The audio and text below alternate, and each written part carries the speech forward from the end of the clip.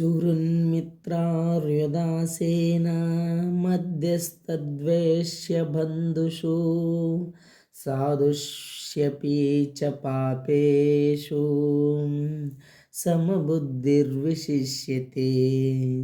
सुहृन्मित्रार्युदासेन मध्यस्तद्वेष्य बन्धुषु साधुष्वपि च पापेषु समबुद्धिर्विशिष्यते।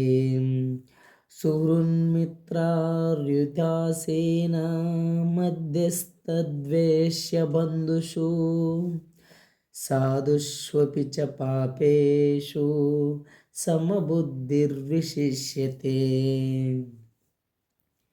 శ్రేయోభిలాషులను, ప్రియమైన మిత్రులను, తటస్థులను, మధ్యవర్తులను, ద్వేషించువారులను, శత్రుమిత్రులను, పాపపుణ్యులను సమబుద్ధితో చూచువాడు మరింత పురోభివృద్ధి నొందినవానిగా పరిగణింపబడును.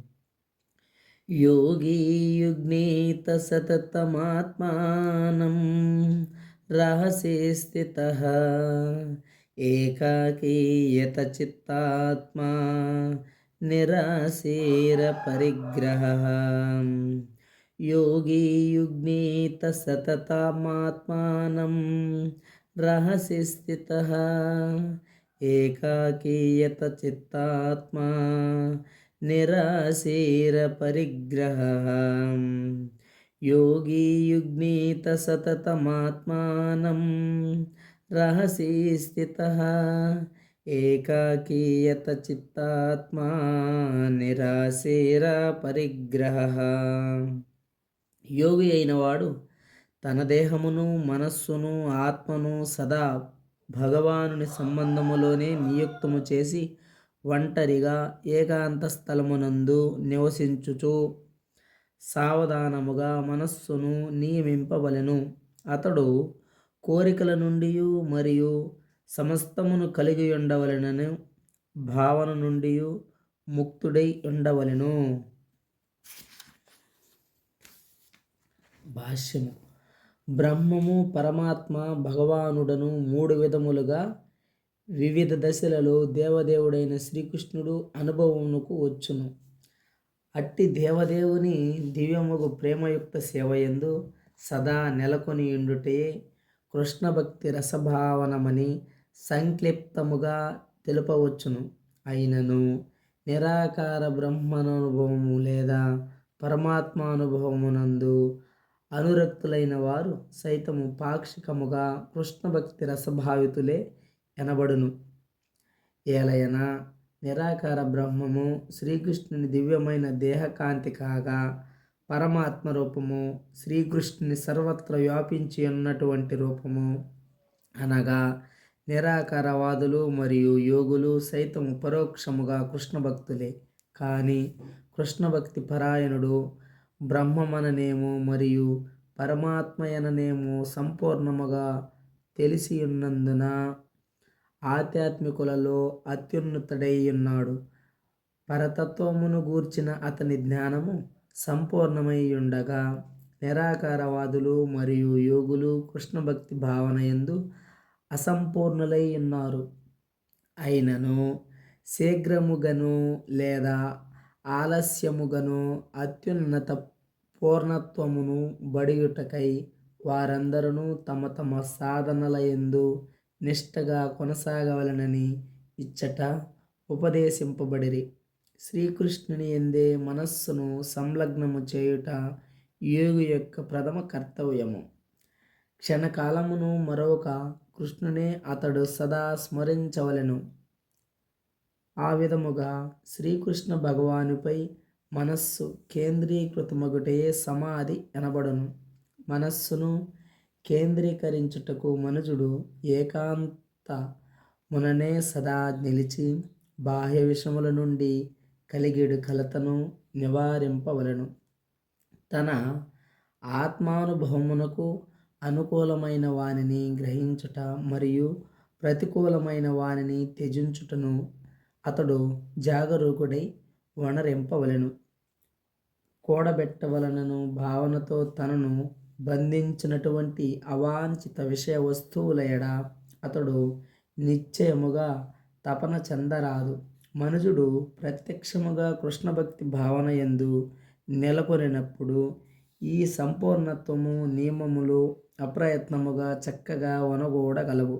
ఏలయనా కృష్ణభక్తి భావన అనగా ఆత్మ సమర్పణమని భావము. దాని యందు ఆది ఎను భావనకు కించిత్తు కూడా ఆస్కారం ఉండదు. కనుకనే శ్రీ రూపగోపస్వామి భక్తి రసామృత సింధు గ్రంథంలో 2:255-256 శ్లోకాలు కృష్ణ భక్తి రసభావన ఈ క్రింది విధముగా వివరించబడిరి. అనాసక్తస్య విషయాన్ యదార్హౌ ముపయుంజతః నిర్బంధః కృష్ణ సంబంధే యుక్తం వైరాగ్యముచ్యతే. ప్రాపంచికతయో బుద్ధ్యా హరి సంబంధి వస్తునః ముముక్షుభిః పరిత్యాగో వైరాగ్యం పల్గుకద్యతే. దేనియడ సంగత్వమును కలిగి ఉండక అదే సమయమున ప్రతిదానిని కృష్ణుని కొరకు స్వీకరించడి మనుజుడు సర్వమును కలిగి ఉండవలెనను భావనకు స్వామిత్వమునకు ఆతీతుడైనట్టివాడు. అట్లుగాక కృష్ణునితో వాటికి గల సంబంధమును తెలియక సర్వమును త్యజించువాడు వైరాగ్యమునందు పూర్ణత్వమును పొందినవాడు కాజాలడు. కృష్ణభక్తి రసభావితుడు సర్వము కృష్ణునకే చెందనదని తెలిసి ఉన్నట్టుచే నాది అను భావన నుండి ముక్తుడై ఉండును. తన కొరకై అతడు దేని ఎడను ఆతృతను కలిగి ఉండడు. తన భక్తి దోహదమగు విషయములను ఎట్లు గ్రహింపవలెనో మరియు దానికి ప్రతిబంధకమగు విషయములను ఎట్లు త్యజించవలెనో అతడు సంపూర్ణముగా నెరిగియుండును. దివుడై ఉండుటచే అతడు సదా విషయ వస్తువుల నుండి దూరముగా నుండును. ఆ భక్తులతో సంబంధము లేకుండాటచే సదా ఒంటరి ఇండును. కనుకనే కృష్ణ భక్తి రసభావితుడు సంపూర్ణ యోగి అనబడును. శుచౌ దేశౌ ప్రతిష్టాప్య స్థిరమాసనామాత్మనః జ్ఞాతు చిత్రం నాతి నీచం చైలాజనకుశోత్తరం తత్రైకాగ్రం మనః కృత్వా యతచిత్తేంద్రియక్రియః ఉపవిశ్యాసనే యుజ్ఞోన్ యోగమాత్మవిశుద్ధయే. శుచౌ దేశే ప్రతిష్టాప్య స్థిరమాసనమాత్మనః జ్ఞాతు చిత్రం నాతి నీచం చైలాజనకుశోత్తరం తత్రైకాగ్రం మనః కృత్వా యతచిత్తేంద్రియక్రియః ఉపవిశ్యాసనే యుజ్ఞోన్ యోగమాత్మవిశుద్ధయే.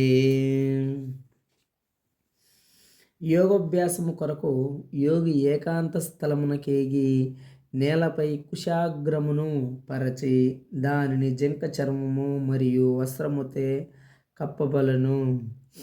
అట్టి ఆసనము అతి ఎత్తుగాను లేదా అతి క్రిందుగాను ఉండక పవిత్ర స్థానములో ఏర్పాటు కావలెను.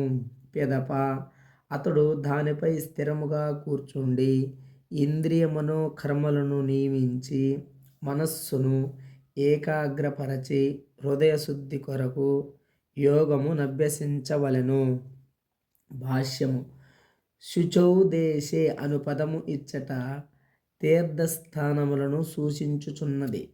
భారత భూమి యందు యోగులు మరియు భక్తులు గృహమును విడిచి గంగా యమున వంటి పవిత్ర నదులు ప్రవహించు ప్రయాగ మధుర బృందావనము ఋషికేశము హరిద్వారము వంటి తీర్థస్థానములకేగి అచ్చట ఏకాంత యోగాభ్యాసమును కావింతురు. కానీ ఇది అన్ని వేళలా సర్వులకు ముఖ్యముగా పాశ్చాత్య దేశవాసులకు సాధ్యము కాదు. పెద్ద పెద్ద నగరమునందలి యోగ సంఘములు ధనమును గడింపవచ్చునేమో గాని నిజమైన యోగ సాధనకు అవి ఏమాత్రము తగినవి కావు. ఆత్మ నిగ్రహము లేనివాడు మరియు మనోచంచలము కలవాడు ధ్యానమును కొనసాగింపలేడు. కలియుగమునందు జనులు అల్పాయుష్కులు, ఆధ్యాత్మిక పురోగతి యందు బద్ధకస్తులు, వివిధములైన తాపత్రయములచే సదా కలత నొందిన వారు ఎగుట చేతనే ఆత్మానుభవనకు హరినామ సంకీర్తనము ఉత్తమ మార్గమని బృహన్నారదీయ పురాణమునందు తెలుపబడినది. హరేర్నామ హరేర్నామ హరేర్నామైవ కేవలం కలో నాస్తైవ గతిరన్యదా. కపటము మరియు కలహములతో కూడిన ఈ యుగమునందు హరినామ కీర్తనమే ఏకైక ముక్తి మార్గము. దానికి మించి వేరొక మార్గము లేదు.